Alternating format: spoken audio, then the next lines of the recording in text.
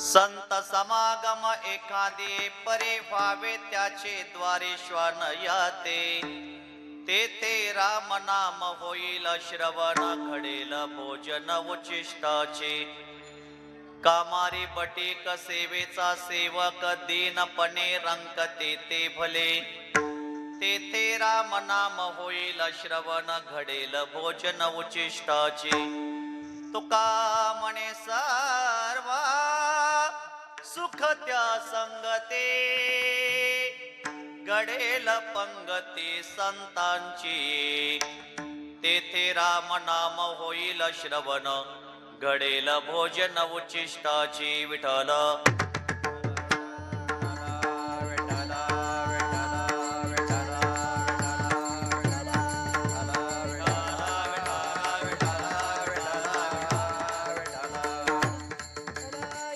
पांडुरंगा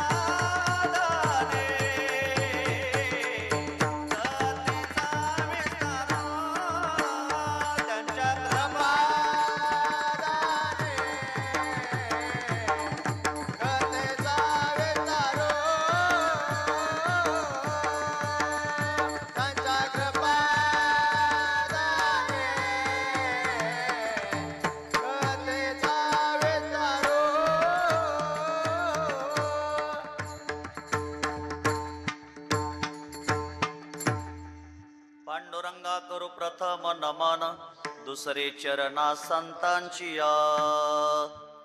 संत समागमा एखादी परी, पावे त्याचे द्वारी श्वान याते। यात प्रसंगी प्राप्त स्थळी संप्राप्ती सेवेसाठी निवडलेला अभंग, वैदिक सिद्धांत शोधक, सकल साधक जन बोधक, संसार गतिरोधक, पंढरीपत साधक। चंद्रभागा मातेप्रमाणे, इंद्रायणी मातेप्रमाणे पावन करणाऱ्या अभंग संहितेतील अभंग सेवेकरता निवडलेला आहे। या अभंगामध्ये जगद्गुरु तुकोबराय मानवी जीवनामध्ये आलेल्या प्रत्येक जीवाला संतांचा समागम घडावा ही अतिशय आग्रहाची गोष्ट सांगतात, आणि संतांचा समागम जीवनामध्ये घडल्यानंतर काय क्रांती घडते हे या अभंगामध्ये तुकोबरायांनी स्पष्ट केलेलं आहे। विठ्ठल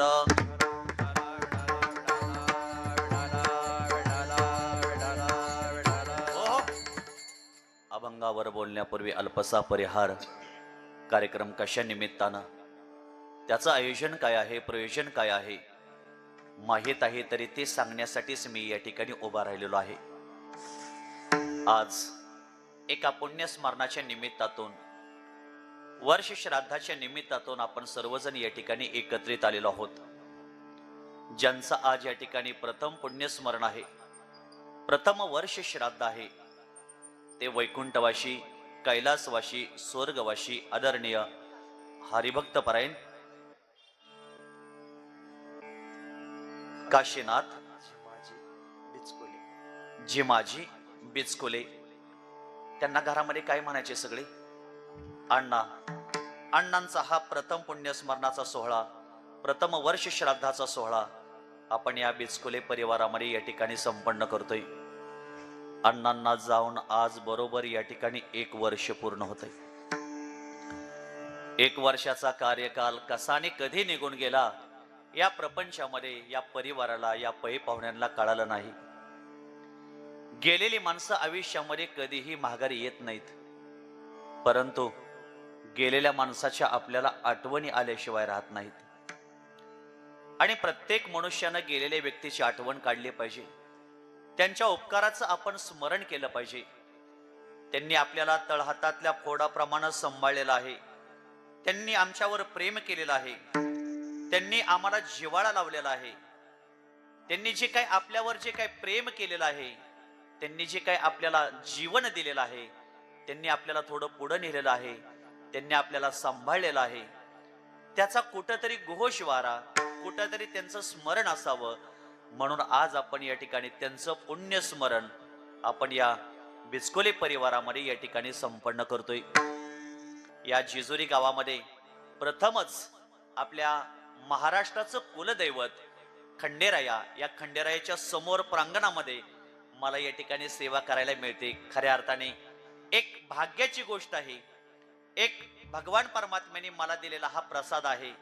आज माझंच पुण्य उदयाला आलं आणि भगवंताच्या समोर जेजुरीचा खंडेराया हे आमचंही कुलदैवत आहे.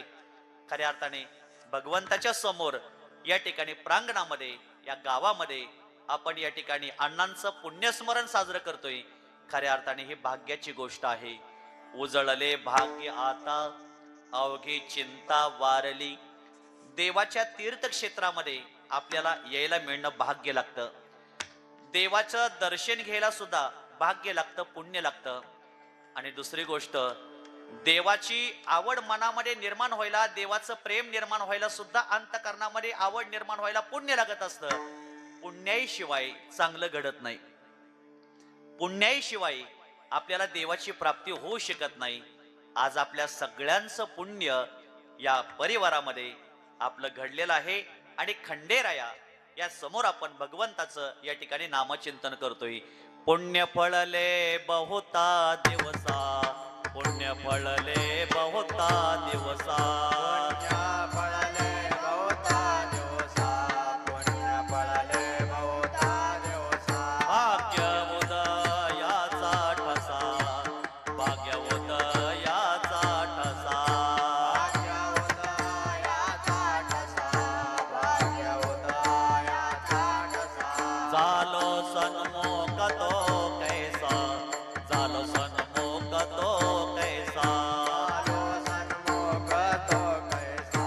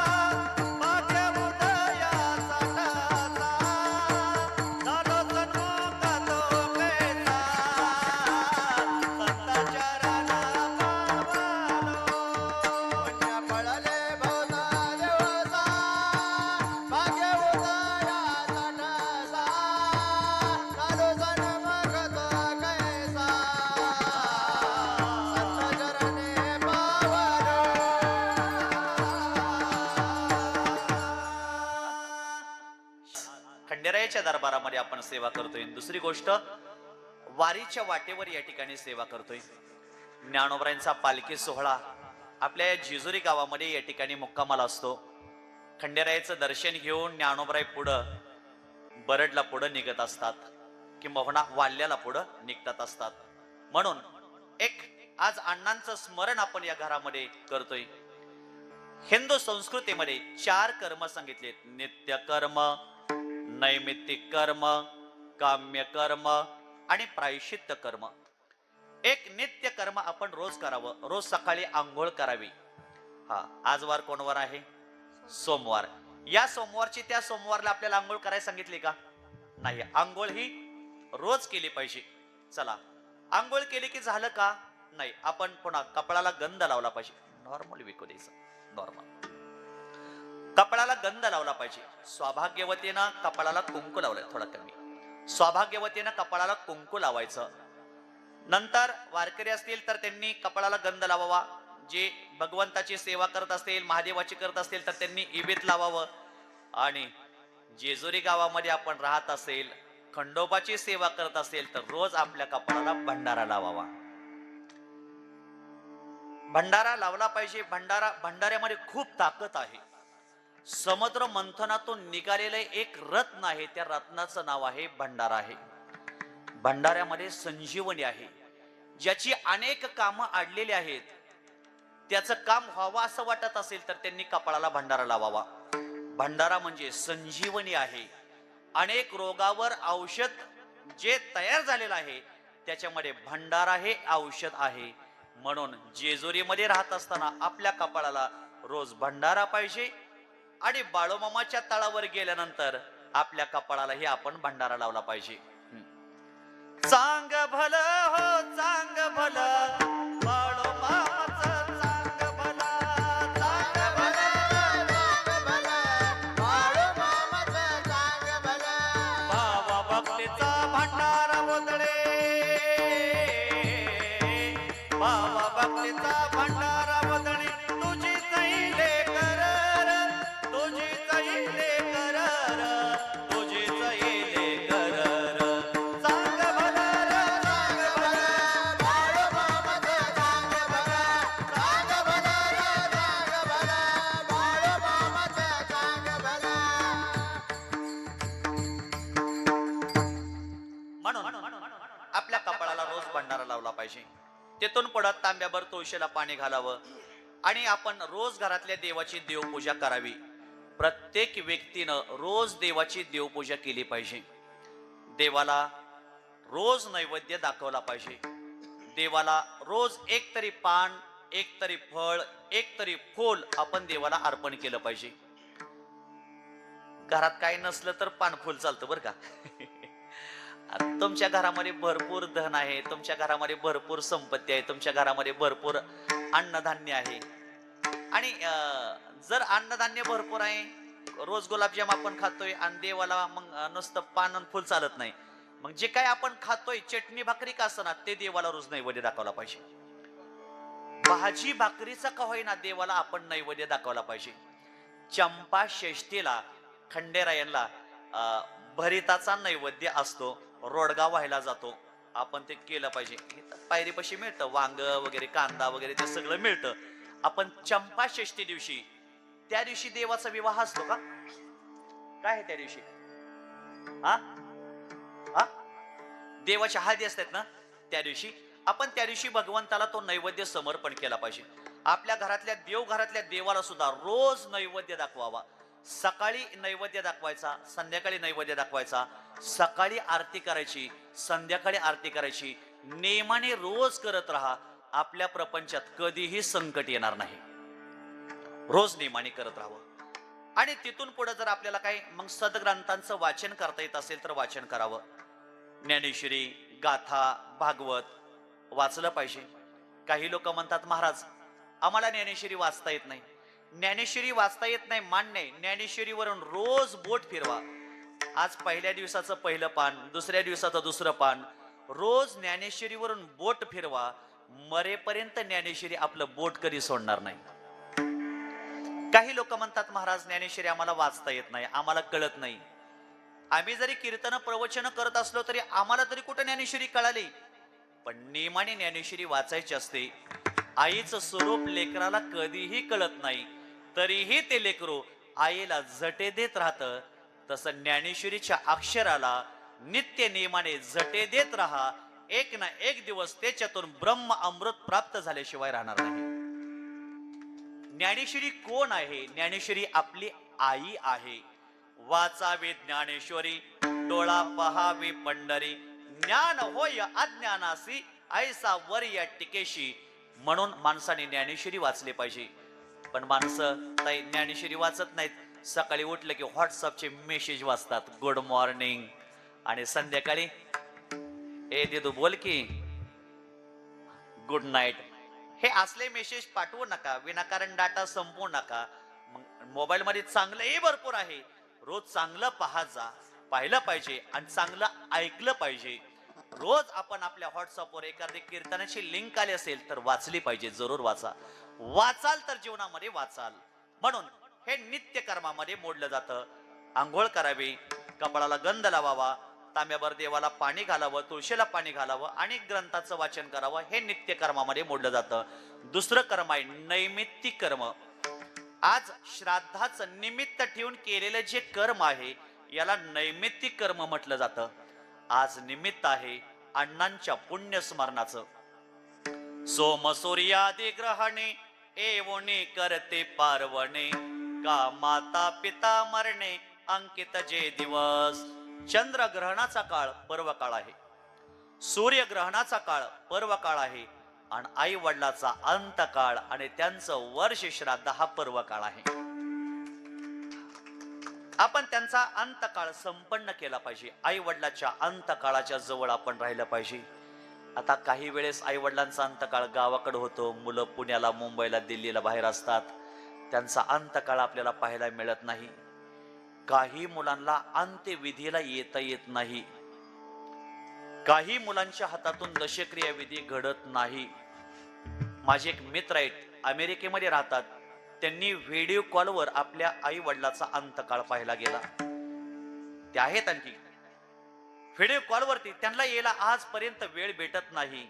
म्हणून अंतकाळाला आई वडिलाच्या जवळ असणं गरजेचं आहे. का? त्यांच्या इच्छा काय आहे आपल्या कानाने ऐकाव्यात, आणि त्यांच्या इच्छा ऐकल्यानंतर त्यांचं देहावसान झालं की त्यांच्या इच्छा आपण आपल्या जीवनामध्ये पूर्ण कराव्यात. एखादा मुलगा कॉलेज करत असेल, अभ्यास करत असेल, मोठा होत असेल, चांगल्या प्रकारचं शिक्षण घेत असेल, आणि शिक्षण घेत असताना जर कर्म धर्म संयोगाने वडिलाची इच्छा असते, माझा मुलगा मिलिटरीमध्ये गेला पाहिजे, माझा मुलगा भरती झाला पाहिजे, माझ्या मुलाने देशाची सेवा केली पाहिजे, देशाची चाकरी केली पाहिजे, बाळा भरती हो, चांगल्या प्रकारचं अकॅडमी मध्ये जॉईन हो, प्रॅक्टिस कर. आणि कर्म धर्म संयोगाने मुलगा प्रॅक्टिस करायला लागला, आणि अचानक त्या मुलाचे वडील आजारी पडतात आणि मरण पावतात. वडिलाची इच्छा अपुरी राहते, माझा मुलगा भरती झाला पाहिजे. मग त्या मुलाने तेवढ्या पुरतं मर्यादित राहायचं नाही, लगेच पुन्हा मुलाने प्रॅक्टिस करायची भरपूर, आणि एक दिवशी भरतीचा कॉल घेऊन घरी यायचं, आणि भरती झालोय अशी वडिलांची इच्छा आपण आपल्या जीवनामध्ये पूर्ण करावी. 2 दिवसामध्ये फलटण तालुक्यामध्ये बरड गावामध्ये घडलेली एक घटना आहे. एक जवान गावडे नावाचा मुलगा देशासाठी शहीद झाला. खऱ्या अर्थाने मुलगी फक्त 8 तास अगोदर जन्माला आली होती. त्या मुलीचं दर्शन घडलं नाही, वडिलाची आणि मुलीची भेट झाली नाही. शेवट मुलीची भेट झाली, वडिलाच्या अंत्यविधीला झाली. म्हणून आई वडिलाच्या अंतकाळापाशी जवळ राहणं आपण फार गरजेचं आहे. आई वडिलाला भजन करत, एखादे वडील वारले, भजन करत वाजवत न्यावं. तिथून पुढे आज्ञेचा संस्कार द्यावा, 10वा करावा, 13वा करावा.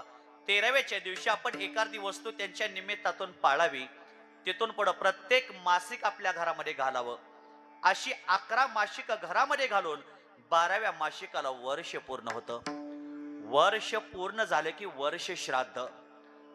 गेलेल्या व्यक्तींचा आत्मा वर्षभर सृष्टीमध्ये फिरतो, आणि सृष्टीमध्ये फिरल्यानंतर बरोबर आजच्या दिवशी वर्ष पूर्ण झालं की बरोबर घरी येतो. आज त्यांचा निकाल आहे. आज त्यांना उत्तम गती प्राप्त व्हावी याच्यासाठी आपण काय केलं पाहिजे? त्यांचं पिंडदान आपल्या घरामध्ये करावं. ब्राह्मण काकाला बोलवावं. काका ज्या पद्धतीने सांगतील त्या पद्धतीने पिंडदान करावं. आणि करत असताना त्यांच्या निमित्तातून त्यांच्या प्रीत्यार्थ आपल्याला जेवढं पुण्य कार्य करता येईल तेवढं करावं. का? पुण्याचं फल आहे सुख आणि पापाचं फल आहे दुःख. जर गेलेल्या व्यक्तीला जर सुख प्राप्त व्हावं असं वाटत असेल, त्यांना समाधान प्राप्त व्हावं असं वाटत असेल, तर त्यांच्या प्रीत्यार्थ आपल्या घरामध्ये जेवढं पुण्य कार्य करता येईल तेवढं आपण करावं. मग पुण्य कार्य कशाने होईल? अन्नदान घरामध्ये केलं की आपल्या घरामध्ये पुण्य होतं. म्हणून एक तरी गोड घास आपण अण्णांचा खाऊन जावा, खाऊन गेलं पाहिजे. अन्नदान आपल्या घरामध्ये केलं पाहिजे. वस्त्रदान आपण त्यांच्या निमित्तातून केलं पाहिजे. द्रव्यदान, पैसे दान आपण त्यांच्या प्रीत्यार्थ थोडे का होईना केले पाहिजेत. जर अण्णांनी घरामध्ये जर 10 रुपये कमवून ठेवले असतील तर अण्णांच्या प्रीत्यार्थ 1 रुपया दान द्यायचा. म्हणजे 1.5 हिस्सा आपण भगवत कार्य करता लावायचा. अण्णांनी जर 100 रुपये कमवून ठेवले असतील तर त्यांच्या प्रीत्यार्थ 10 दान द्यायचे, 90 प्रपंचाला वापरायचे. अण्णांनी जर 1000 कमवून ठेवले असतील, 100 दान द्यायचे, 900 प्रपंचाला वापरायचे. अण्णांनी 10,000 कमवून ठेवले असतील तर 1000 दान द्यायचे, वारकऱ्याला, देवाला, धर्माला, 9000 प्रपंचाला वापरायचे. का? 1.5 हिस्सा त्यांच्या प्रीत्यार्थ आपण धन कार्याला लावावं. धन या जगामध्ये दानाने शुद्ध होत असतं. हा, विहिरीतल्या पाण्याला जिव्हाळा असतो, रांजातल्या पाण्याला जिव्हाळा नाही. विहिरीतलं पाणी आज काढा, उद्या तेवढंच येत असतं. तसं संपत्ती आज तुम्ही जेवढी दान देचाल तेवढी संपत्ती पुन्हा भगवान परमात्मा तुम्हाला 8 दिवसात दिल्याशिवाय राहणार नाही. विठ्ठल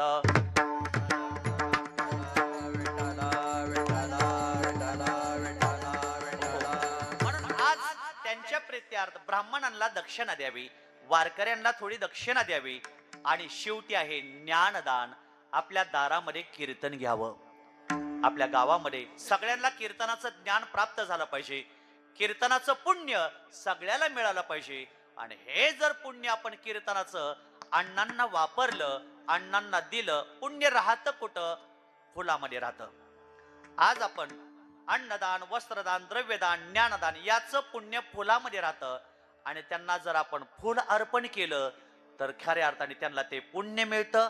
आणि पुण्य मिळालं की त्यांना उत्तम प्रकारची गती जीवनामध्ये या ठिकाणी प्राप्त होत असते. विठ्ठल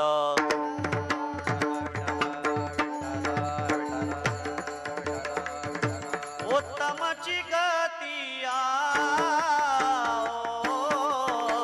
तो एक पावेना.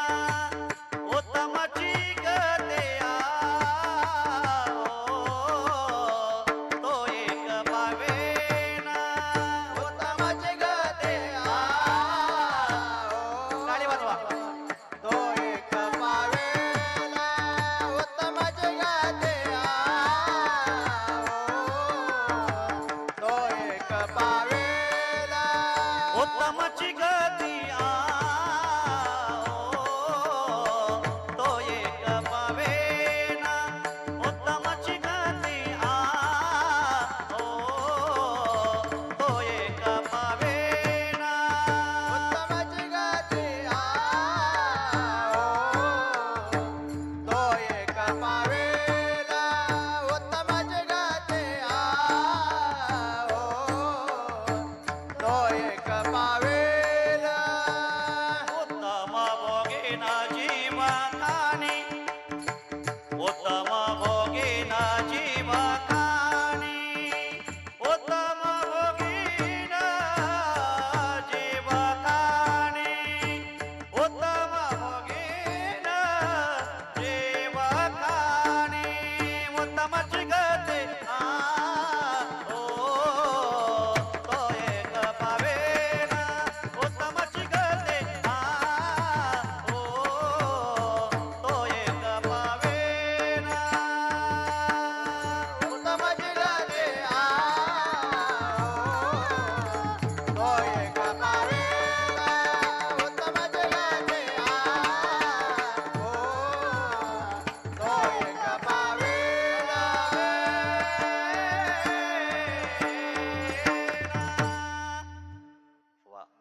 उत्तमची गती तो एक पावेन उत्तम भोगीन जीव खाणी. सुरेंद्र थोडं बरोबर. आज आपण अण्णांना उत्तम गती प्राप्त होण्यासाठी आज या ठिकाणी कीर्तन करतोय आणि त्या निमित्तातून अभंग निवडलाय श्री जगद्गुरु तुकोबरायांचा. मानवी जीवनामध्ये मनुष्य जन्माला आल्यानंतर प्रत्येक जीवाला काही ना काही गोष्टीची आवश्यकता आहे. या जगामध्ये काही गोष्टी आवश्यक आहेत आणि या जगामध्ये काही गोष्टी अनावश्यक आहेत.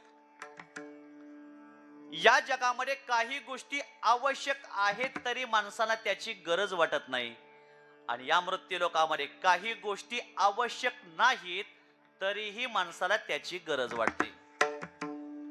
दारू पिणं काही आवश्यक गोष्ट आहे का हो? रोडवर बसलेली बोला, मोठ्याने सांगा, दारू पिणं काही आवश्यक गोष्ट आहे का? पत्ते पिसत बसणं, धूम्रपान करणं, बिडी ओढणं, सिगारेट ओढणं. मागचे पाहुणे म्हणतात तुम्ही आम्हाला बोलताय, पुढं आमच्या मंडळीला सांगा की ती मिसरीले गाजते.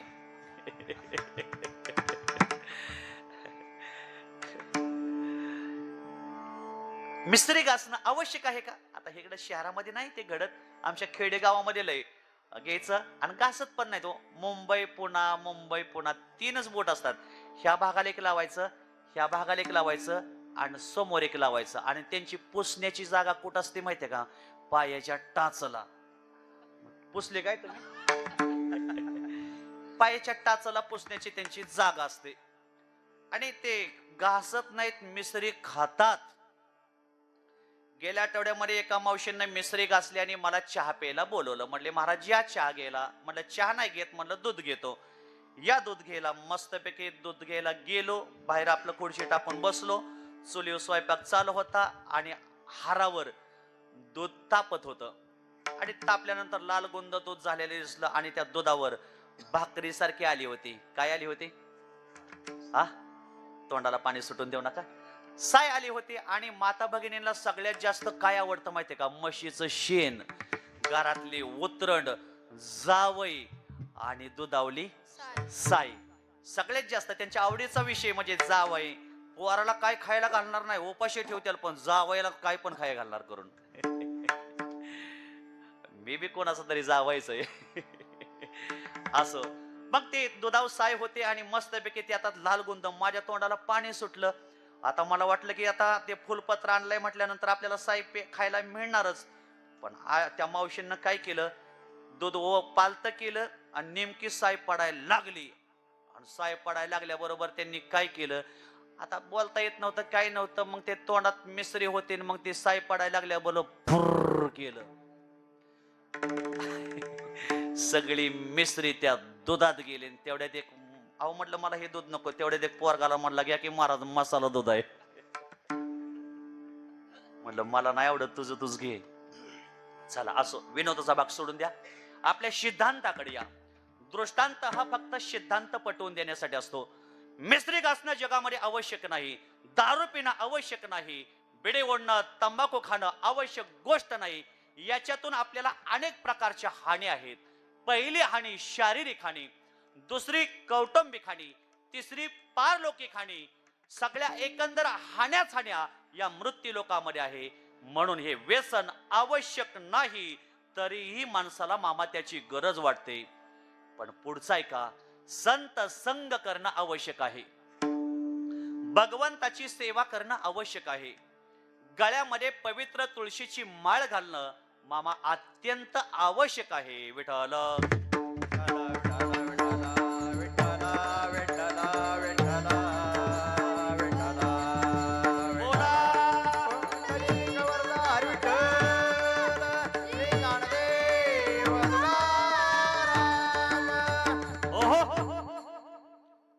श्रीमंत लोक, शहरातली लोक, त्यांच्या गळ्यामध्ये गोप असतात. कशाचे? सोन्याचे गोप असतात. चेन गळ्यामध्ये असते, लॉकेट गळ्यामध्ये असते. पण त्यांच्या गळ्यामध्ये सोन्याची चेन असेल, गोप असेल, लॉकेट असेल तर त्यांच्यावर सारखी चोरांची नजर असते. पण ऐका ना पुढचं वाक्य. आपल्या गळ्यामध्ये जर पांडुरंगाची तुळशीची माळ असेल तर आपल्यावर चोराची नजर राहणार नाही. आपल्यावर सतत पांडुरंगाची नजर असल्याशिवाय राहणार नाही. म्हणून आपल्यावर चोराची नजर राहू नये, मग आपल्यावर पांडुरंगाची नजर राहावी याच्यासाठी आपण आपल्या गळ्यामध्ये पवित्र तुळशीची माळ घालावी. हा, म्हणून माळ घालणं आवश्यक आहे, देवाची सेवा करणं आवश्यक आहे. पण आज या कलियुगामध्ये बरीचशी लोक देवाला मानत नाहीत. मला एक वाक्य सांगायचंय, तुम्ही देवाला माना अथवा नका मानो, पण देव तुम्हाला मानतोय. आणि ज्या दिवशी देव तुम्हाला मानणार नाही त्या दिवशी आपल्या दारात एवढीच गर्दी झाल्याशिवाय राहणार नाही. पण एक दुर्दैव आहे, ती गर्दी तुम्ही पाहायला नसणार आहे. बरेचसे लोक देवाला मानत नाहीत. का मानत नाहीत? महाराज, देव असता तर दिसला नसता का? पण बऱ्याचशा गोष्टी अशा आहेत त्या दिसत नाहीत पण या जगामध्ये आहेत. दुधातील तूप दिसत नाही, साखरेतील गोडी दिसत नाही, काष्टातील अग्नी दिसत नाही, फुलातील मकरंद दिसत नाही, तिळातील तेल दिसत नाही. या गोष्टी नाही म्हणणं संभवत नाही. नाकाला लावून पहा, फुलातील मकरंद कळेल. चाकून पहा, साखरेतील गोडी कळेल. मंथन करून पहा, दुधातील तूप कळेल. वाटून पहा, तिळातील तेल कळेल. तशी सत्संगती करून पहा, जगातला देव दिसेल.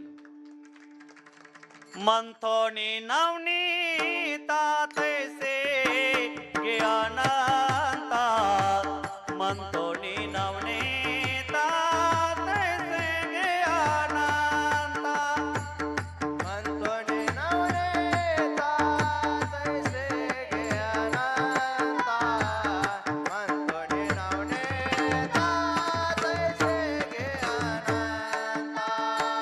मंथोनी नवनीता तैसे अनंता, मंथोनी नवनीता तैसे अनंता, मंथोनी नवनीता तैसे ज्ञानंता, मंथोनी नवनीता तैसे ज्ञानंता. वाया व्यर्थ कथा सांडी मार्ग, वाया व्यर्थ कथा सांडी मार्ग. हरे मुखे माना, हरे मुखे माना, हरे मुखे माना, हरे मुखे माना, हरे मुखे माना, हरे मुखे माना, हरे मुखे माना, हरे मुखे माना. वाया व्यर्थ कथा सांडी मार्ग, वाया व्यर्थ कथा सांडी मार्ग. हरी मुखे माना, हरी मुखे माना, हरी मुखे माना, हरी मुखे माना, राधे. हरी मुखे माना, हरी मुखे माना, हरी मुखे माना, हरी मुखे माना. मंथोनी नवनीता तैसे ज्ञानंता, वाया व्यर्थ कथा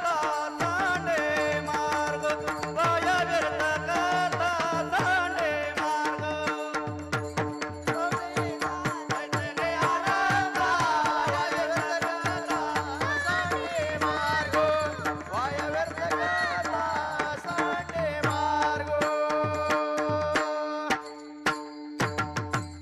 भजनी मंडळ असते टाळे वाजवा. बाळगोपाळ आहेत. वा. मंथोनी नवनीता तैसे घे अनंता, वाया व्यर्थ कथा सांडी मार्ग. तुम्हारे सिवा कुछ ना चाहत करेंगे. मंथन करावं. मंथन केल्याशिवाय जगामध्ये त्यातून आम्हाला दुधातून तूप मिळत नाही. दुधात तूप आहे पण त्याच्यासाठी मंथन करावं लागतं. तसं जगातला देव पाहण्यासाठी भक्ती करावी लागते. भक्ती केली की देव मिळेल. म्हणून जगामध्ये देवाची भक्ती करणं, देवाची ओळख करणं ही आवश्यक गोष्ट आहे. मग आपल्याला देव कशासाठी प्राप्त करायचा? आपल्याला सुख मिळण्यासाठी देव प्राप्त करायचा. आज प्रत्येक माणसाला सुखाची गरज आहे.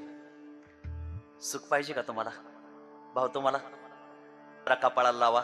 जे प्रारब्धात नसेल ती बदलवण्याची ताकद खंडेरायाच्या भंडाऱ्यामध्ये आहे. असो, मग देव प्राप्त कशासाठी करावा? सुख मिळण्यासाठी करावा. आणि सुख मिळण्यासाठी देव प्राप्त केला पाहिजे. आणि देव प्राप्त करण्यासाठी संतांची संगती पाहिजे. संतांची संगती केल्याशिवाय आम्हाला देव मिळणार नाही. आणि देव नाही मिळालं की आम्हाला सुख मिळणार नाही.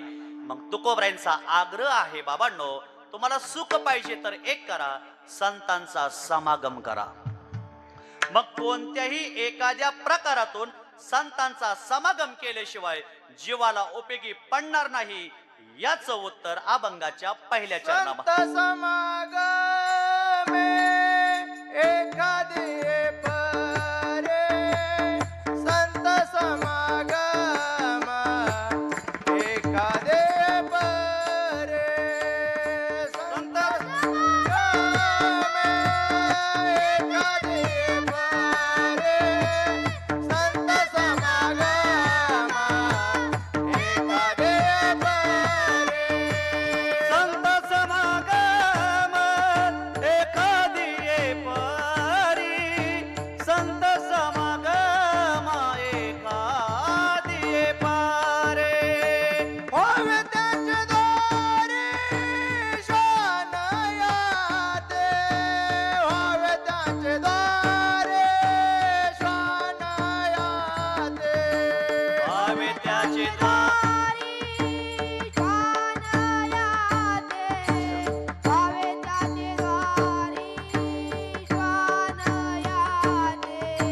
तेथे राम नाम होईल श्रवण, तेथे राम नाम होईल श्रवण, तेथे राम नाम होईल श्रवण, तेथे राम नाम होईल श्रवण.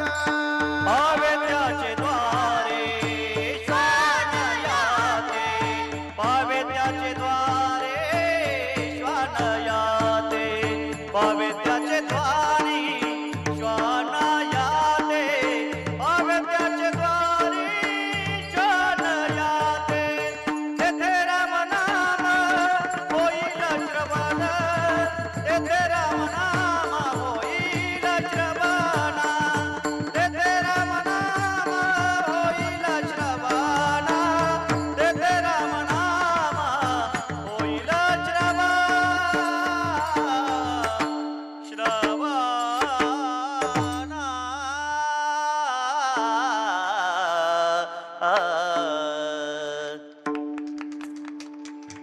गाताशिवाय पान रंगत नाही, तसं गायनाशिवाय कीर्तन रंगत नाही. आमचे गुरुवर्य वैद्य बाबा, मोठे बाबा, शिंदे माऊली, छोटे कदम माऊली, आम्ही यांच्या जवळ राहून यांचं ऐकून आम्ही गायन शिकलो. हा, असो, संतांचा समागम आपल्याला कुठल्याही निमित्तातून घडू द्या, जीवाला उपयोगी पडतो, वाया जाणार नाही. एक दृष्टांत सांगतो किंवा दोन सांगतो आणि सेवेला थोडस पुढे नेतो.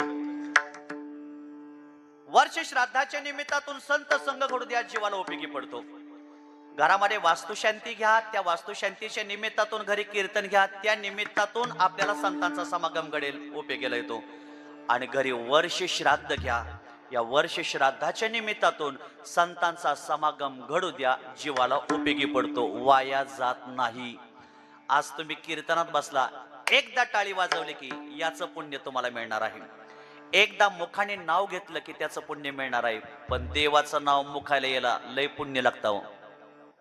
हा, पुढे येऊन बसायला, कीर्तनात पुढे येऊन बसायला सुद्धा पुण्य लागतं. ज्या अर्थी पाठीमाग बसल्या त्या अर्थी तुमचं पुण्य नाही असं नाही आहे, पण कीर्तनात पुढे येऊन बसणीत का नाही तेवढं कमी पडतंय, थोडं कुठं तरी मापाला कमी पडतंय. लिटरचं माप कधी होतं? भरल्यानंतर होतं. तुमचं आणखी बहुतेक 75% दिसतंय. आता आजचं कीर्तन ऐकलंय, पुढच्या कीर्तनात आलं की माझ्या समोरच येऊन बसायचं. जन्मो जन्मी आम्ही बहु पुण्य केले, जन्मो जन्मी आम्ही बहु पुण्य केले, तेव्हा या विठाले कृपा केली, तेव्हा या विठाले कृपा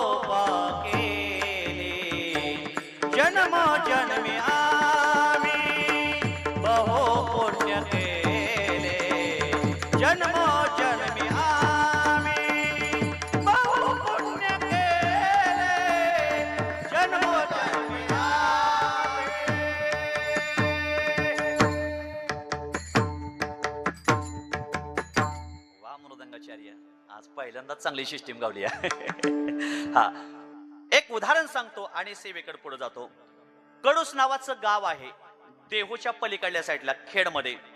गंगाराम मवाळ नावाची एक व्यक्ती त्या गावामध्ये राहत होती आणि त्या व्यक्तीची म्हैस हरवली. दूध दुभती म्हैस, वेलेली म्हैस, म्हैस हरवली. 2-3 दिवस म्हैसच सापडत नव्हती. पत्नीनं सांगितलं काय बी करायचं पण म्हैस मिळाल्याशिवाय घरी यायचं नाही.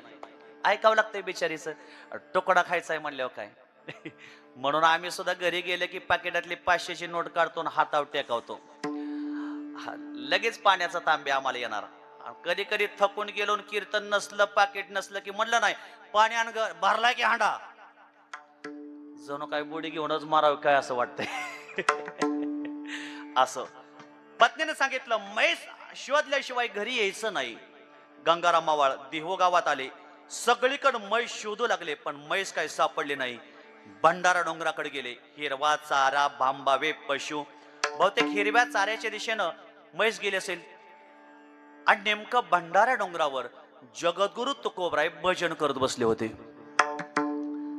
दिन रजनी हाची धंदा गोविंदाचे पोवाडे, गोविंदाचे पोवाडे, गोविंदाचे पोवाडे. रजनी हाच धंदा गोविंदाचे पोवाडे, गोविंदाचे पोवाडे,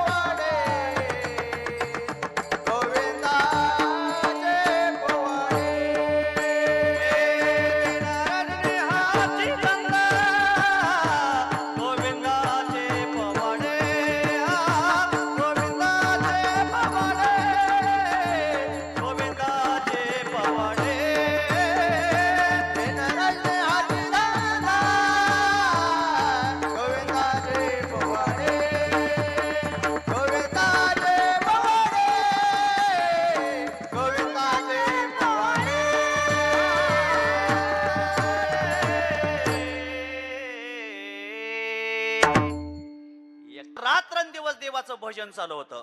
रात्रंदिवस तुकोबरायांनी भजन केलं. भंडारा डोंगरावर बसले होते आणि नेमका हा गंगाराम मावाळ तिकडं निघाला. तुकाराम महाराज बसल्यात बहुतेक डोंगरावर. आपली म्हैस दिसली का त्यांना तेवढं विचारू. आता रोडने जाता येता आपण कोणाला पण विचारतो की अहो हे गाव कुठलं हो, ते गाव कुठलं हो. काय काय लोक फासाव देत बरं का आम्हाला. पण शक्यतो 1-अर्धा% कुठे तर राहतात, नाहीतर शक्यतो 99% नाही. मग तुकोबराय भंडारा डोंगरावर भजन करत होते, टाळ वाजवत होते, नामस्मरण करत होते. त्यांच्याकडे कुणीच जात नव्हता हो तुकोबरायांकडं. कारण भजनावाल्याकडे कोण जाईल का हो. आणि एखादं भजन करायला लागलं आणि जर चुकून तिथं एखादा माणूस आला आणि आपण सारखं भजन करायला लागलो तर भजन करणाऱ्या माणसाचं मुखातून भजन आलं आणि एखाद्याला तर ती आवडत नाही ना, त्याचं डोकं उडतंय. काय लावलाय ताप म्हणणार हे नुसतं. हा, म्हणजे ज्याला जे आवडत नाही आणि त्याच्या जवळ जे केलं की त्याला ताप येतो बघा, त्याला त्रास होतो. मग ते गंगाराम मावाळ हळूहळू वरती गेले. तुकोबरायांना वाटलं आजपर्यंत माझ्याकडे कुणीच आलं नाही इकडं, ही व्यक्ती कशासाठी माझ्याकडे आली असेल कुणास ठाऊक. तुकोबराय उठले, भजन सोडलं आणि त्या गंगाराम मावळांना म्हणले या या या इकडे या, या परमार्थातलं काय विचारायचंय ते विचारा, विचारा मला. ते गंगाराम मावळ म्हणले परमार्थातलं काय विचारायचं नाही. 3 दिवस झालं म्हैस हरवली, दूध नाही, दुभत नाही घरामध्ये. बायकोनं सांगितलंय म्हैस शोधल्याशिवाय घरी यायचं नाही. तुकाराम महाराज माझी आशाच्या शिंगाची म्हैस दिसली का हो तुम्हाला. तुकाराम महाराज पंक्चरच झाले, आईस्क्रीमच झालं, जाग्यावर जाऊन बसले. म्हणले येड्या, अरे भल्या माणसा, भगवंतानी हा देह म्हैस पाण्यासाठी दिलाय का देव पाण्यासाठी दिलाय. जा प्रयत्न करायचे असेल तर देव पाहण्यासाठी कर, म्हैस पाहण्यासाठी प्रयत्न करू नको. काय दूध नाही, दुभत नाही घरामध्ये, काय चाललंय तुमचं देव पाहायचा आणि देव पाहायचा, देव पाहायचा. काय बोलायचं असेल तर म्हशीबद्दल बोला, देवाबद्दल बोलू नका. तुकाराम महाराज म्हणले नाही कर तुला पटत, मी सांगतोय ते तुला पटत नाही ना. काय काय लोकांना नाही पटत. आम्ही म्हणतो ना माळ घाला किंवा माळ घाला, माळ घाला, झालं गेलं पिकलं पण आज ना उद्या गळून पडणार आहे, घाला तुळशीची माळ. मग ते म्हणतात महाराज थोड्यासाठी कशाला वाटावताय राव. बोलतात लोक. हा, काय बोलायचं असेल तर म्हशीबद्दल बोला. तुकाराम महाराज म्हणले तुला म्हैसच पाहिजे ना, साधना केली होती तुकाराम महाराजांनी. जाग्यावर बसले आणि सांगितलं, जा इतर येत्र कुठंच पाहू नको, गोट्यामध्ये म्हैस आहे. काय आत्मविश्वासाने तुकोबरायांनी सांगितलं, जा इतर येत्र कुठं पाहू नको, गोठ्यामध्ये म्हैस आहे. खरं गोट्यात म्हैस आहे? हो, जा गोट्यात म्हैस आहे. तो गंगाराम मावाळ घरी आला. आल्याबरोबर बघितलं तर गोट्यात म्हैस. पत्नीला हाक मारले, ए बघ गोट्यात म्हैस आहे, बघ म्हैस, कार धाड, पाणावली म्हैस, चांगली म्हैस आहे, दूध देते, काढ. कुठं सापडली? अग बघ ना गोट्यामध्ये आहे. आणि एकदा तुकोबऱ्यांनी जोराचा झटका दिलता. अरे भगवंतानी हा देह म्हैस पाहण्यासाठी दिला नाही तर देव पाहण्यासाठी दिलाय. मग त्या गंगाराम मावळाने विचार केला, तुकोबऱ्यांच्या शब्दावर विश्वास ठेवल्यावर म्हैस मिळती आणि महाराजांच्या शब्दावर विश्वास ठेवल्यावर देव का मिळणार नाही आपल्याला. मग त्यांनी ती काय केलं, घरात बायकोला म्हणले, पॅड घेऊन ये का ते शाईचं. गंगाराम मावळ कशासाठी?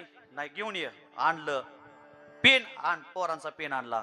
एक कोरा कागद आण, कोरा कागदावर अंगठा दिला, सही दिली आणि सांगितलं, आजपासून माझी सगळी प्रॉपर्टी तुझी. आज मला म्हैस पाहिजे नाही तर ज्या तुकोबरायांनी मला सांगितलंय मला देव पाहिजे आहे, आजपासून मी घराचं तोंड कधीच बघणार नाही. आलो तर तुझा, नाहीतर जगद्गुरु तुकोबरायांचा आहे मी. गंगाराम मावाळ निघाले. पत्नीने सांगितलं, नका जाऊ अहो, नका जाऊ, नका जाऊ, नका जाऊ, नका जाऊ.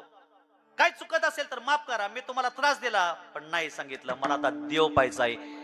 शेवटचं क्षण म्हणजे काय, देव पाहणं आहे. गंगाराम मावाळ पळत आले आणि तुकोबरायांकडे आले. तुकाराम महाराज म्हणले, हे काय येड आहे म्हणले, काय खरं नाही, हे जण ह्याला म्हैस पाहिजे असेल. पण नाही म्हणले, महाराज मला आता म्हैस पाहिजे नाही, आता मला फक्त देव पाहायचा आहे. काय करायचं असेल तर फक्त मला देव मिळवून द्या. तुकाराम महाराजांनी सांगितलं, तुला देव पाहिजे तर माझ्या बरोबर साधना करायचं. चल. अनेक दिवस साधना केली. तुकोबऱ्यांच्या मुखातून आलेलं अभंग लेखनाचं काम गंगाराम मावळांनी केलं. 14 टाळकऱ्यापैकी गंगाराम मावळ हे टाळकरी बनले आणि त्यांनी स्वतःच्या जीवनाचा उद्धार करून घेतला. मला एक सांगायचा मुद्दा आहे, गंगाराम मावळाचं कल्याण म्हैस पाहण्याच्या निमित्तातून झालं. आपलं सगळ्यांचं कल्याण कीर्तन ऐकण्याच्या निमित्तातून होईल. म्हणून माणसाने संतांचा समागम कोणत्याही निमित्तातून करावा, जीवाला उपयोगी पडतो, वाया जाणार नाही. संत समागम एखादी परी पावे त्याचे द्वारे श्वानयाते. आणखी एक उदाहरण सांगतो, प्रसिद्ध उदाहरण सांगतो. वाल्या कोळी, कुणाकुणाला माहिती आहे, हात वर करा, 2 रुपये बक्षीस देतो. तुम्ही एकट्यानेच केला, बरं झालं, माझं पाकिट बी म्हणजे वाढलं ना. मग 2 रुपये ह्यांना दिल्या सगळ्यांनी केलं असतं तर सगळं द्यावं लागलं असतं. चला असं. वाल्या कोळी ऐकून तरी असेल कानावर. वाल्या कोळीने काय केलं, आयुष्यभर चोऱ्या केल्या. त्याच्या हातात काय असायची हो? बरोबर आहे, कुऱ्हाड. हा, वाल्याच्या हातात काय असायची? कुऱ्हाड. ते बिल्ल आहेत का नाही, त्यांच्या हातामध्ये ते लगोरी. लोक कसं काय माहिती तुम्हाला हे? लगोर नाही का, गलूर का लगोर, ते बरोबर मारतात, ते पक्ष्यांचा डोळा वगैरे फोडतात. हा, वाल्याच्या हातामध्ये तलवार होती आणि रोज अरण्यामध्ये जायचा आणि माणसांना मारायचा आणि त्यांचं धन संपत्ती वाल्या लुटायचा आणि प्रपंचासाठी मुलाबाळासाठी आणायचा. घरातल्या एक दिवशी घरातून बाहेर पडला आणि निघाला कुऱ्हाड घेऊन. दिवसभर त्याला शिकारच सापडली नाही आणि नेमके नारद महर्षी अरण्यातून आले. नारद महर्षी निघाले होते भजन करत, नारायण श्रीमन नारायण नारायण नारायण नारायण. नारद महर्षींच्या मनात विचार आला, या वाल्याचा उद्धार करायचा आहे. देवाच्या मनात आलं ना, देव येड्याचा बी उद्धार करतो. संताच्या मनात आलं की संत येड्याचा बी उद्धार करतात. ते नाथबाबांच्या घरी गावभाव होता, झोप लागते, तसं वाल्या कोल्याचं भरपूर पाप झालं होतं. नारद महर्षींच्या मनात विचार आला, या वाल्याचा मला उद्धार करायचा. देवाच्या मनात आलं की देव येड्याचा बी उद्धार करतो. तसं गावबा नुसता पुरणपोळीचा नैवेद्य खायचा. पण एक दिवशी ते पुराण त्यांच्या कानावर पडायचं आणि नाथ महाराजांची जाण्याची वेळ आली. नाथ महाराजांनी सांगितलं, अर्ध राहिलेलं भागवत माझा गावबा सांगेल तुम्हाला. म्हणून पुढचं भागवत अर्ध गावबाने सांगितलंय. काय ताकद आहे. वाल्या कोळीनी समोर आले, नारद महर्षींच्या अंगावर कुऱ्हाड घेऊन धावले आणि सांगितलं, नारद महर्षी काय असेल तर रोकड धन काढा, कॅश काढा. वाल्या, अरे पाप सोडून दिला का, वाईट मार्ग सोडून दे. किती लोकांना मारतोय, धन संपत्ती लुटतोय, कुणासाठी लुटतोय? म्हणला माझ्या बायका पोरांसाठी, पाहुण्या रावळ्यासाठी. मग तुझ्यातून पाप घडतंय, हे अर्धे घरचे सहभागी होतात का? जाऊन विचारून ये. वाल्या म्हणला तुम्हाला काय कीर्तनाचं निमंत्रण दिलं नाही, काय असेल तर आपलं रोकड कॅश धन काढ आणि रस्ता धरा आपलं. हा, कशाला बघ काय बाकीचं. आम्ही कधी कधी लोकांना म्हणतो माळ घातली पाहिजे, देवाची तुळशीची माळ घातली पाहिजे. काय काय माणसं म्हणतात महाराज 1000-2000 आगाव धरा, पण बाकीचं आम्हाला काय सांगू नका. लोक बोलतात तसं. वाल्या म्हणला काय असेल तर तुमचं की आपण बाकीचं काय बोलू नका. वाल्या एकच कर, तुझ्यातून पाप कर्म घडतं, या पापात घरचे अर्धे सहभागी होतात का? जाऊन विचारून ये. वाल्या म्हणला तुम्ही इथंच थांबा, मी आलो लगेच विचारून. वाल्या कोळी घरी आला, सगळ्याला जवळ बोलवलं आणि सांगितलं अहो मी तुमच्यासाठी झटतोय, तुमच्यासाठी करतोय, फक्त एक करा, माझ्याकडून पाप घडतंय, या पापात अर्धे सहभागी होताल का? सगळीच घरी निघून गेली. अहो वाल्याने विचारली माझी अर्धांगिनी आहे ना. अर्धांगिनी म्हणजे कोण? आपली पत्नी. हा, म्हणून अर्धांगिनी आहे म्हणून त्याला नेहमी अर्धच खरं सांगायचं बरं का. लय हक्क खरं कधी सांगायचं नाही. एक दिवशी मी बारामतीला आलो, 2000 रुपयाचा शर्ट घेतला, मस्तपैकी तुमच्यासारखा शर्ट घेतला आणि घरी गेलो. बायको म्हणजे केवढ्याचा आहे? आता अर्ध खरं बोलायचंय. म्हणलं 300चा आहे. केवढ्याचा आहे? 300चा आहे. आता अर्ध. घरात गेली, पाकिटातलं पैसे 300 रुपये काढले आणि माझ्या हातावर ठेवले आणि म्हणले लय भारी आहे, चांगला आहे, हे 300 घ्या, माझ्या भावाला देते. आहे का पंचायत आता? कधी कधी अंगलट बी येतं बरं का. विठाला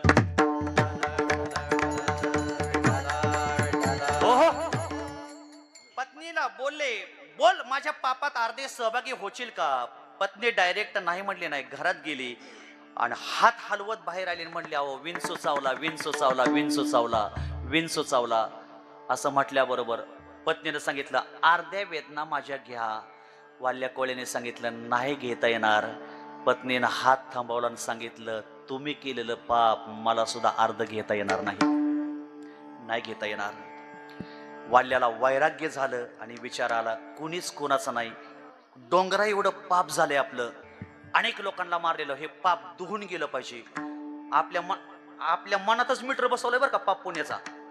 कळतं बरं का आपण काय काय केलं हे आपल्याला सगळ्याला कळतं. आणि जर मनात विचार आला ना आपण लय काही बी भानगडे केले द्या, संध्याकाळी रोज एक तरी नामस्मरणाची माळ आपण जप केली पाहिजे.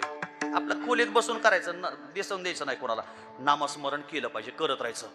वाल्या आला आणि सांगितलं माझं या घरात कुणीच नाही, कुणीच नाही, सगळे आपापल्या मार्गाला निघून गेले.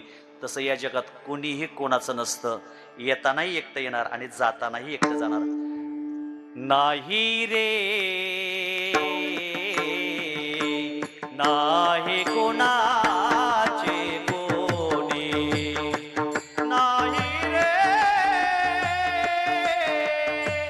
नाही कोणाचे कोणी.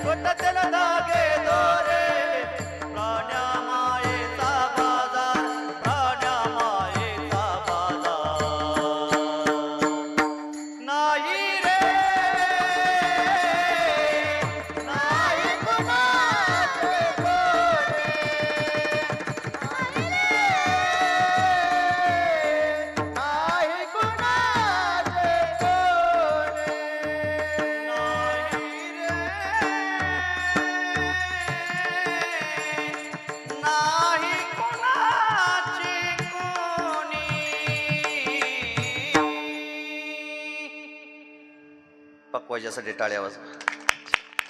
एक नंबर. मन लावून वाजवतात. हा जगात कुणीच कोणाचं नाही म्हणून सगळ्यांनी सोडून देऊ नका बरं का. कुणीच कोणाचं नाही म्हणून कोण कोणाचं नाही म्हणून घरी जाऊन सोडून द्यायचं असं नाही करायचं. आहे तसंच करायचं. पत्नीवर प्रेम करायचं.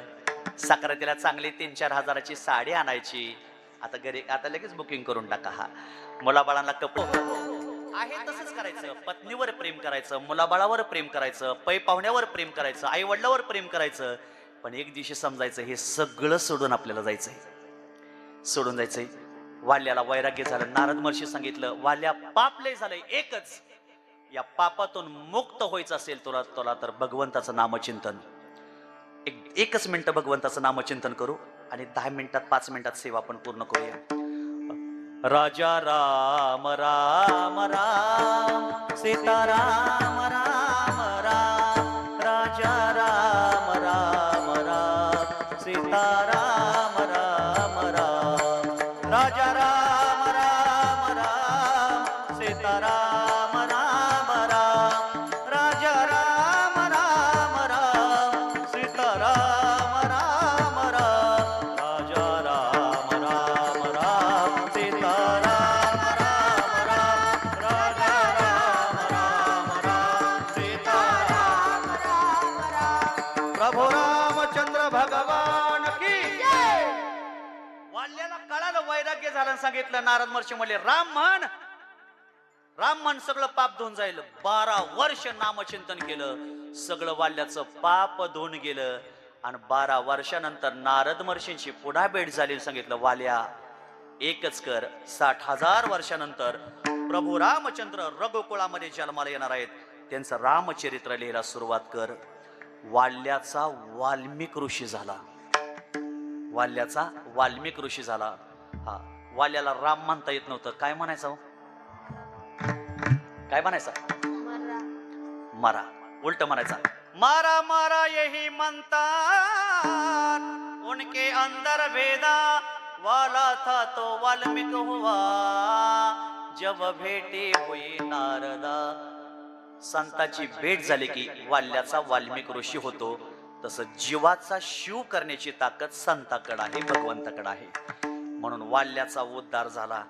नारद महर्षींची भेट झाली. संत आहेत त्यांच्या माध्यमातून आपलाही उद्धार झाला पाहिजे, आपण केला पाहिजे. म्हणून एक करा, संतांचा समागम करा. संत समागम एखादी परी पावे त्याचे द्वारी श्वान येते. म्हणून शरीरूपी घर चांगलं आहे, इंद्रियात ताकद आहे, म्हातार पण लांब आहे. तोपर्यंत भजन करा, नामस्मरण करा. आणि हे जर नाही कळलं, हे जरी नाही कळलं मग दुसरा येईल. हे जरी नाही कळलं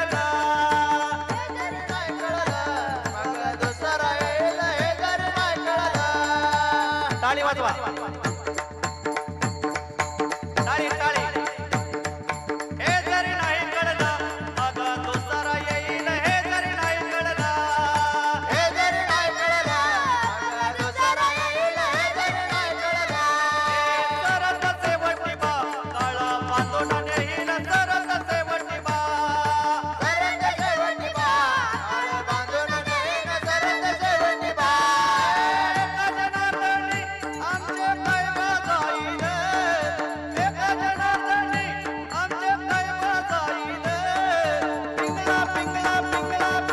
पिंगळा महाद्वारे बोल बोलत देखा पिंगळा महाद्वारे.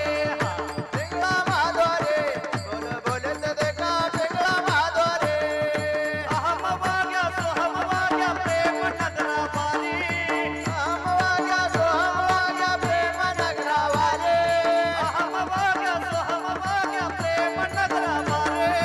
हम वाग्या सो हम वाग्या प्रेम नगरावाले.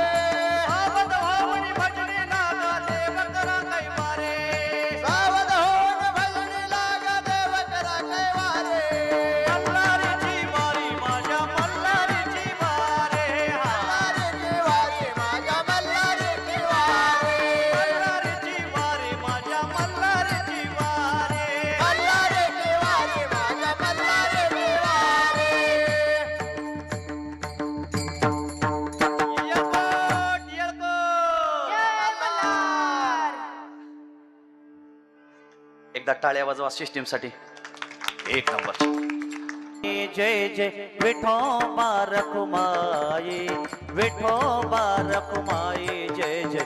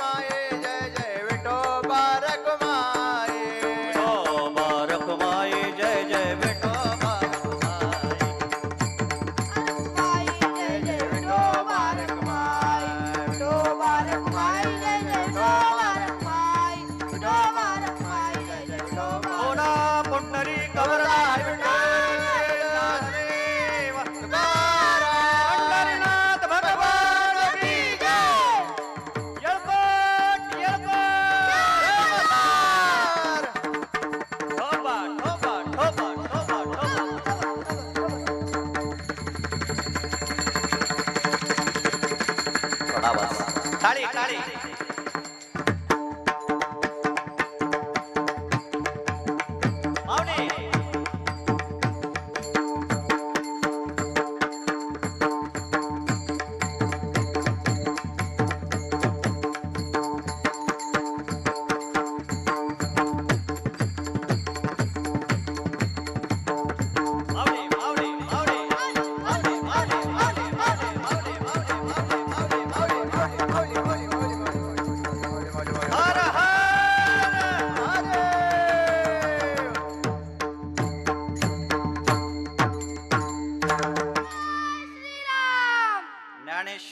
माऊली हर हर श्रीराम ज्ञानेश्वर माऊली ज्ञानराज माऊली तुकाराम ज्ञानेश्वर माऊली ज्ञानराज तुकाराम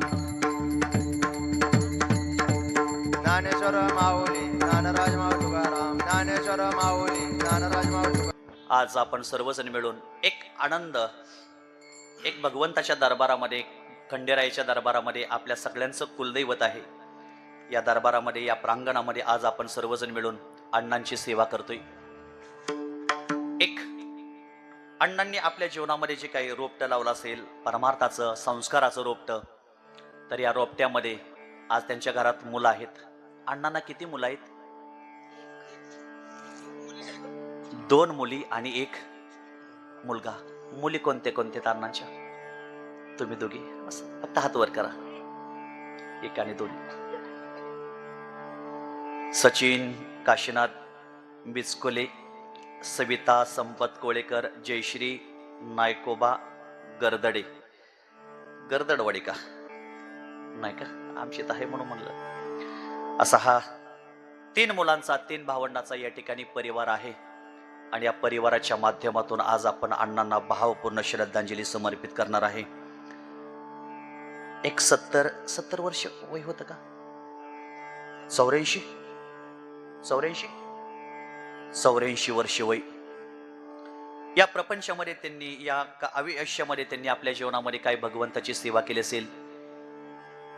मला पाहुण्यांनी सांगितलं की ते मुंबईला कामाला होते, मुंबईला सर्व्हिसमध्ये होते. अनेक दिवस त्यांनी तिथं मुंबईला सेवा केली. करत करत या आपल्या खंडेरायाच्या दरबारामध्ये या ठिकाणी येऊन ते राहिलेले आहेत. खऱ्या अर्थाने राहत असताना आपलं जीवन त्यांनी प्रपंचासाठी, कुटुंबासाठी, आईवडिलाच्या सेवेसाठी, सुरेंद्र कमी करा, जी काही मुलाबाळाच्या शिक्षणासाठी त्यांनी आपल्या आयुष्यामध्ये त्या ठिकाणी खर्च केलेला आहे. आज त्यांनी केलेलं जे कार्य आहे, 100% त्या कार्याची माणसाला आठवण येत असते. मनुष्याचं जीवन इतकं गतिमान झालं की त्याला मागे वळून बघायला वेळ नाही. अहो, गाडी जरी चालवायचं झालं तरी माणसाला आपल्या गाडीचा ऍक्सिडेंट होऊ नये म्हणून आरशात माणसाला पाठीमागं पाहावं लागतं. तसं ज्यांनी आपल्याला पुढं नेलं, ज्यांनी आपल्याला तळहातातल्या फोडाप्रमाणे सांभाळलं, त्यांना आपण एकदा तरी मागं वळून बघितलं पाहिजे. आज त्यांना एक मुलगा आहे. त्यांना हे वाटत असेल माझ्यासाठी त्यांनी खूप कष्ट केलं. कधीतरी आपण आपल्या जीवनामध्ये कधीतरी आपण आठवले पाहिजे की आईवडिलांनी आपल्यासाठी किती कष्ट केलेलं आहे. बहिणी हो, सगळ्यात जास्त जीव तुमचा कोणावर असेल तर तुमच्या बापावर असतो. मुलगी वयात आली की बापाला चिंता असते. नंतर लग्नाच्या वेळेस पुन्हा बापाला चिंता असते. वडील आयुष्यभर मुलाबाळासाठी, मुलीसाठी झटत राहतात. कॉलेजला जायचं झालं तरी शेवट वडील मुलीला घेऊन जातात. मुलगी म्हणते बाबा मला पेपरला घेऊन चला. कधीतरी मुलगा शिकत असतो, मोठा होत असतो, आई वडील कष्ट करत असतात. आणि कष्ट करत असताना एक दिवशी सहज मुलगा एक 10वी-11वीला होता, घरी आला. आणि घरी आल्यानंतर आई स्वयंपाक करत होती. काम करून रानातून घरी आली. आल्याबरोबर आईनं मुलासाठी भाकरी केली, पण घरात सांडस पण नव्हती. अहो, पूर्वी मुलाने सांगितलं आई मला दूध दे. आईनं चुलीचा तवा हळूच फडक्यानं धरला आणि खाली उतरवतात क्षणी आईच्या हाताला चटके बसले तव्याचे. आईनं आजपर्यंत भाकरी करताना कितीतरी चटके तिनं स्वतःच्या हाताला खाल्लेले आहेत. काम करताना कितीतरी वेळा आईला लागलेला आहे. वडील रानात काम करतात, कष्ट करतात, काबाड कष्ट करतात. त्यांना कितीतरी त्यांना आयुष्यामध्ये आपल्या जीवनामध्ये अडचणी संकट त्यांनी सहन केलेले आहेत. मुलगा ज्या आई वडिलांनी दिलेले पैसे तो रोज साठवायचा. 1 रुपया, 2 रुपये, 3 रुपये. कसतरी गावात पालखी आली, यात्रा आली, यात्रेमध्ये गेला आणि साठवलेले जे पैसे होते ते पैसे मुलाने घेतले. त्याने त्यावेळेस स्वतःसाठी काहीच घेतलं नाही. फक्त एक सांडस खरेदी केली आणि ती सांडस एका कागदामध्ये गुंडाळली, बांधून घरी आणली. आईला म्हणलं, आई डोळे बंद कर ग, डोळे बंद कर. आईनं डोळे बंद केले. आईला वाटलं काय देतोय कोणास ठाऊक.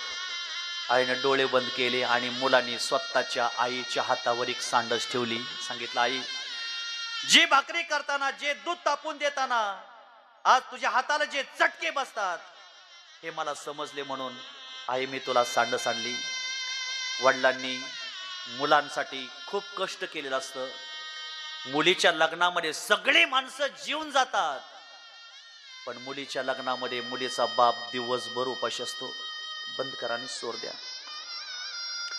स्वरयंत्र वाढवा मोबाईलचं. मुलीच्या लग्नामध्ये सगळी माणसं जीवन जातात, पण मुलीच्या लग्नामध्ये मुलीचा बाप दिवसभर उपाशी असतो. त्याला कोणी जीव म्हणत नाही. सगळ्याला म्हणतो जीवन जावा, जीवन जावा, माझ्या मुलीचं लग्न आहे, पण स्वतः दिवसभर मुलीच्या लग्नात उपाशी राहतात. मलाही एक मुलगी आहे.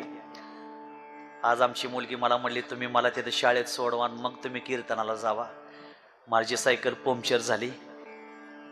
आता खितून कीर्तनावून झाले की तिला पुन्हा शाळेत आणायला जायचं. आयुष्यभर वडील मुलीसाठी झटत राहतात. तिला सोडतात, तिला आणतात, नेतात. तिला कपडे पाहिजेत, वडील मुलीसाठी कपडे घेऊन देतात. बाळा काय कमी पडलं तर माग, मी आयुष्यभर बाप हा तुला द्यायला तयार आहे. आयुष्यभर वडील मुले बाळेसाठी झटत राहतात.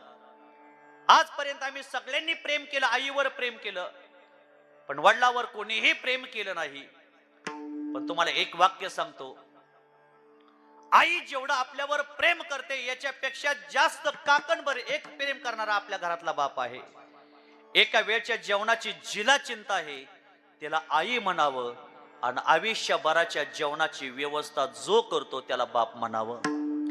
वडील तुटकी चप्पल पायामध्ये घालतात, वडील फाटकी कपडे अंगात घालतात आणि मुलाबाळाला चांगले कपडे घेऊन जातात.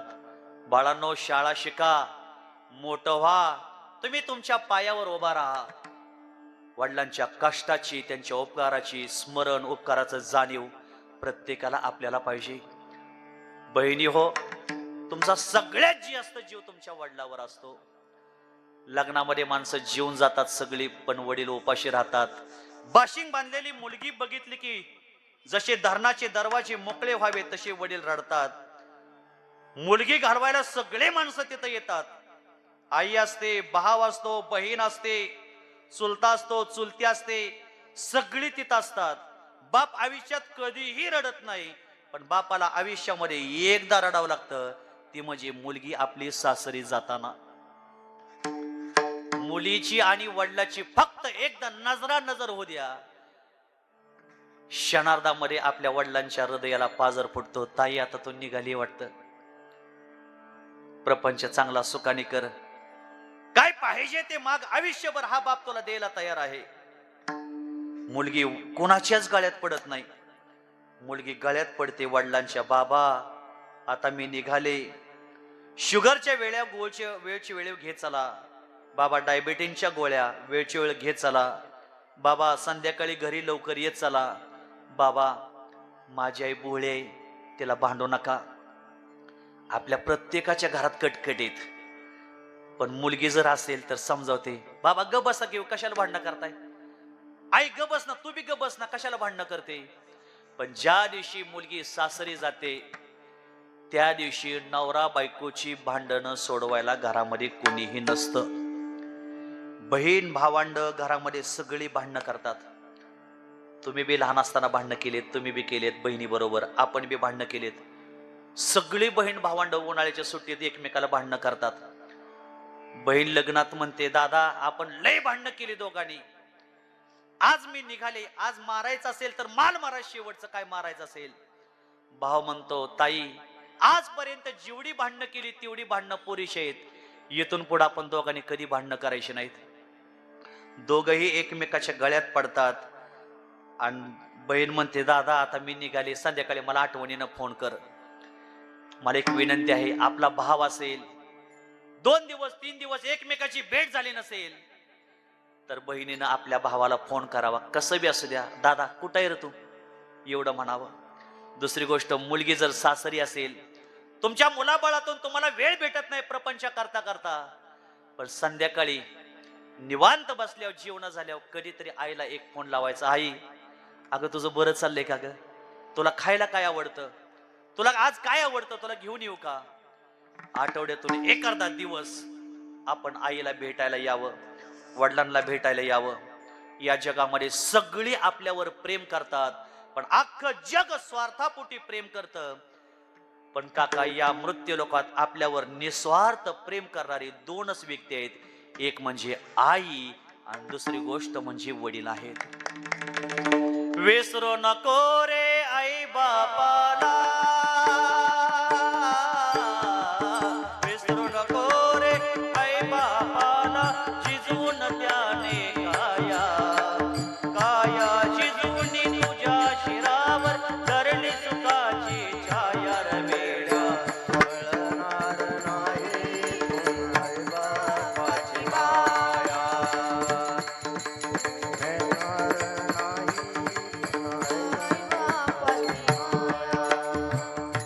तुला मिळेल बंगला गाडी, शेतीवाडी मोटर गाडी, आई बाप मिळणार नाही ही जाण राहू दे तोडे.